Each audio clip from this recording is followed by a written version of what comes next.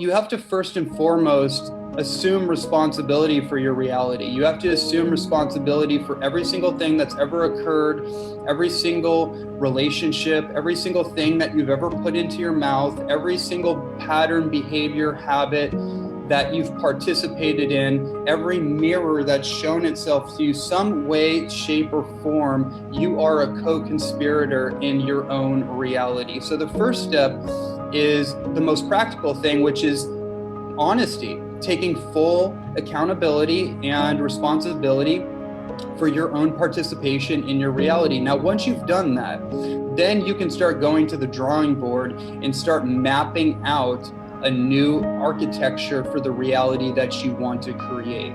How do we make that transition point from who we've become accustomed to being to who we can be, who we want to be, who we desire to be?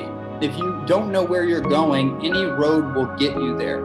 That's number one. You have to set your mark on something. The brain is wired for progress. If you feel like you're making progress in your goals or your whatever it is, then no matter what's going on, there's a sense of fulfillment. There's a sense of peace and ease, even if all hell is breaking loose and it's just chaos everywhere. If you know where you're going and you're consistently walking towards it and you feel a sense of progress, then your nervous system can relax and you know that you're moving towards your target. Goals are not so much about what you achieve, they're about who you become. You have to set your mind and your heart on something beyond you right now, because you can't become all that you can be if you're just focused on what you can achieve realistically.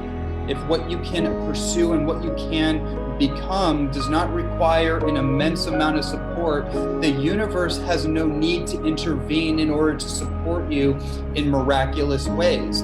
If I'm pursuing something that does not pull out every single thing in me and is not challenging my belief systems, it's not challenging my comfort, it's not challenging me to become the next up-leveled version of myself, it's not a goal worth pursuing. So you have to have a vision of yourself beyond where you currently are, and it has to inspire you to the degree that you're willing to go through anything to get there. It has to be a need, right? Not just a want, not just a flimsy, whimsical desire. That's a dime a dozen, that comes all the time. That's immediate gratification. Seeking pleasure, avoiding pain. Whenever you transition into a new state of being and you release old habits and patterns, there's gonna be a pain because there's a disassociation that occurs. And to myelinate and rewire the brain, there's an identity shift that has to happen. So there's a sense of a mourning. There's a pain that comes about with that. Well, you also have to mourn the old version of yourself. Now, there is a point in the journey where you don't have to do that anymore, but for all practical purposes, a lot of people are stuck in that pain and they don't know why they're in pain. That's what I'm here to tell you.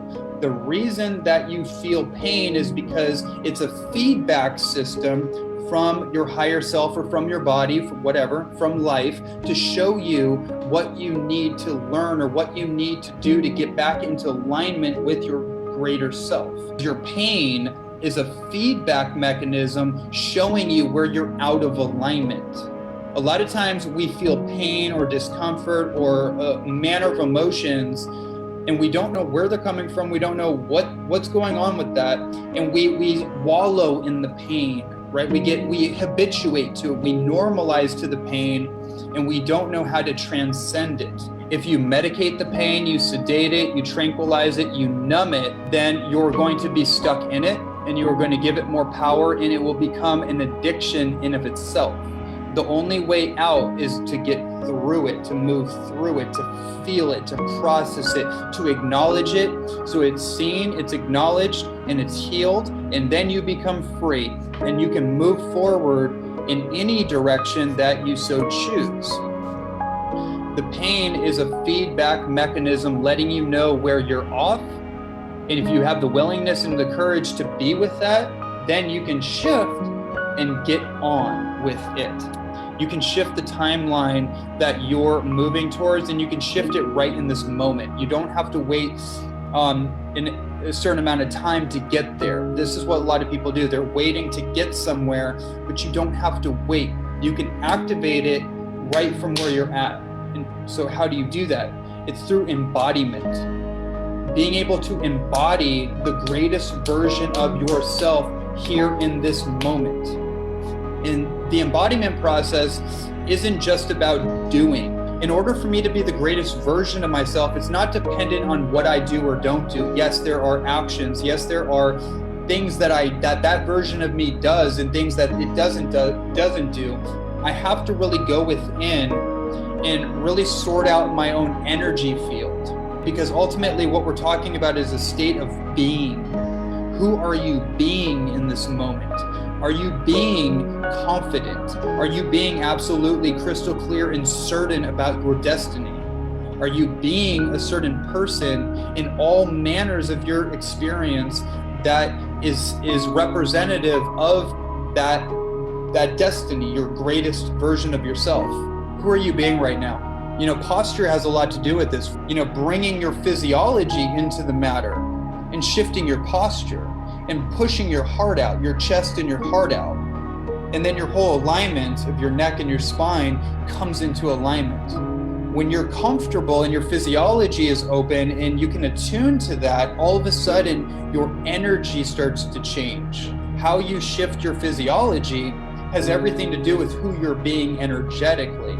And then from there, you can make aligned choices with what actions that you choose to take that are going to help lead towards the timeline that you're looking to go towards. The quantum leap, the quantum shift, is about shifting and attuning yourself to the higher version of yourself right now. It's about becoming that right now. Synchronicity, synchronic moments in our life that are leading to our destiny only come about when we're able to attune to the timeline that is in alignment with our soul.